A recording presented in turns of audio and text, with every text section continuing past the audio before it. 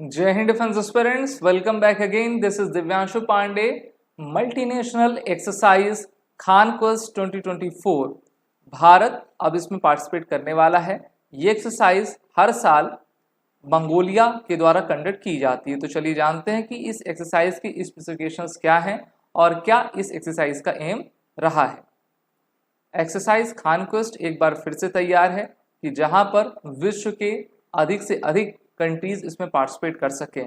भारत को भी इसमें आमंत्रित किया गया है और इस बार इस एक्सरसाइज का 21st एडिशन मंगोलिया में कंडक्ट किया जाएगा और इस प्रकार से इस मल्टीनेशनल एक्सरसाइज में सभी देश पार्टिसिपेट करेंगे। पिछली बार इस एक्सरसाइज में 20 कंट्रीज ने पार्टिसिपेट किया था। एक्सरसाइज की जो डेट है वो 27 जुलाई से स्टार्ट होकर 9 अगस्त 2024 तक चलेगी। इस एक्सरसाइज का मेन एम यही है कि सभी देश एक दूसरे के साथ इंटरऑपरेबिलिटी के साथ अपने परफॉर्मेंस को इंक्रीज कर सकें और यूनाइटेड नेशंस का जो मैंडेट है पीस को लाने का, उसके लिए अपने प्रयत्नरत हो सकें। तो खान क्वेस्ट एक्सरसाइज में भारत लगातार आपका पार्टिसिपेट करता रहा है और इस बार इस एक्सरसाइज की 21st एडिशन को मंगोलिया के उलान बातर, जो कि उनकी राजधानी है, वहां पर कंडक्ट किया जाएगा।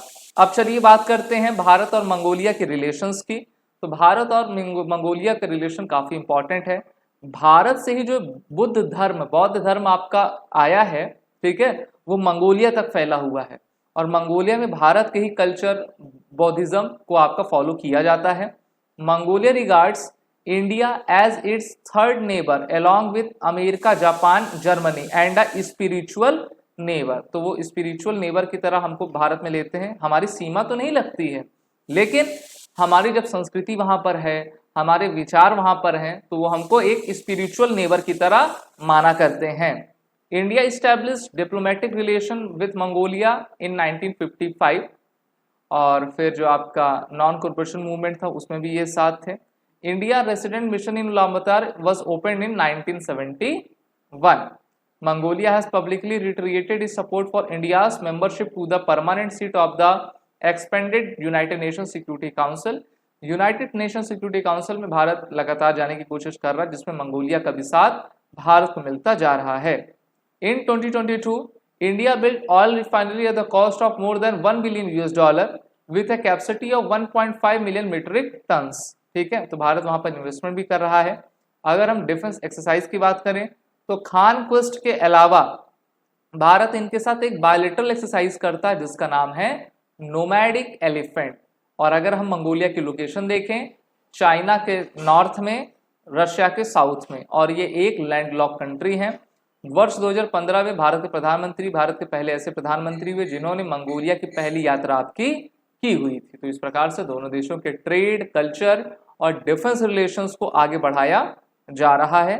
27 जुलाई से लेकर 9 अगस्त तक की एक्सरसाइज होगी, जहां पर विश्व के सभी देश पार्टिसिपेट करेंगे। भारत भी उसमें आपका शामिल होने जा रहा है।